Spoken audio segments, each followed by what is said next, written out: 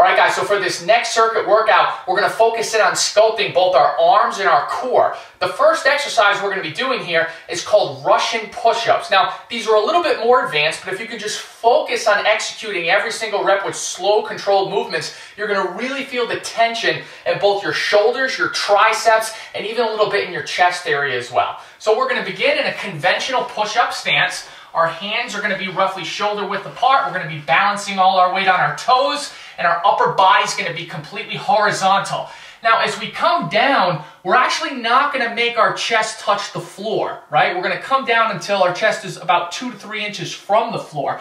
When we reach this point, we're actually going to roll our arms back until our elbows touch the floor. From here, we're going to come forward and then press up again. So it looks like this.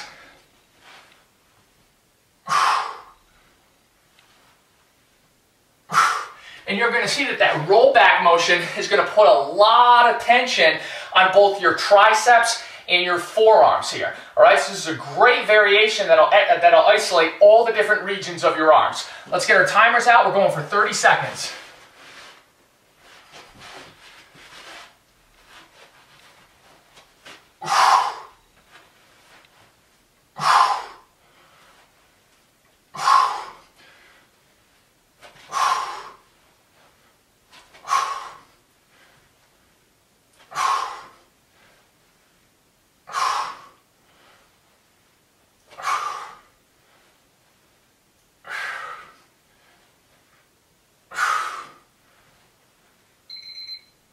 Alright, so our next push-up variation is going to be targeting both our shoulders and our chest. We're simply going to be alternating between conventional push-ups and wide push-ups. So as you've already learned, whenever you place your hands directly underneath the plane of your shoulders, you're going to be activating more of your shoulders. Conversely, when you place your hands outside the plane of your shoulders, you'll be hitting more of your chest. So we're going to begin here in a conventional push-up stance. We're going to balance all our weight on our toes, keep our body horizontal, maintain a slight bend in both elbows. We're going to come down until our chest makes contact with the floor. And as we push up, we're simply going to walk our hands outwards. As we come up, we're going to come back in. Simply alternating between the standard push-up and the wide grip push-up. 30 seconds. Here we go.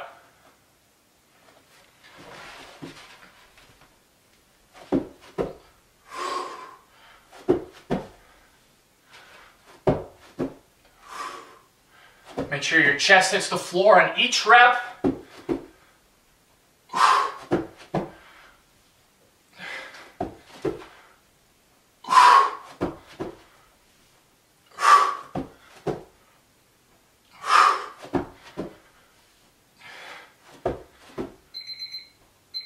Alright guys, so we're going to be finishing this circuit by doing one of my personal favorite exercises called side-to-side planks. We're going to be hitting our obliques, and we're also going to be activating a little bit of our arms as well. So we're going to begin here by positioning our right elbow on the floor. Right? You're going to extend your entire body, pretty much balancing your entire weight on your right foot. Alright? When you reach this point, you're going to take your left hand and place it on your left hip, and you're just going to stay in this position. All right, and what this is doing, it's generating an isometric muscle contraction because you're actually forcing your body to stay in a specific position without actually lengthening the belly head of the muscle. All right, and when you do this correctly, you're going to feel the tension immediately. All right, so we're going to do this for 30 seconds, and then once we're done, we're simply going to replicate the same motion on the other side. Let's get our timers out. Here we go.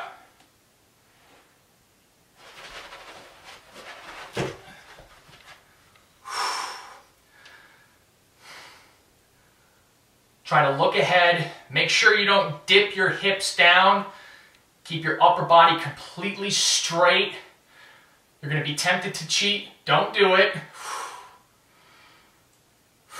Keep your breathing intact.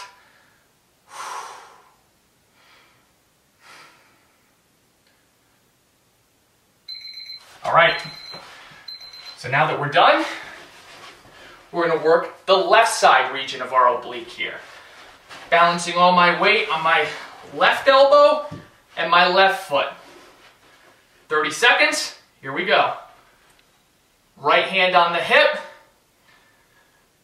The key here is to just stay straight at all times.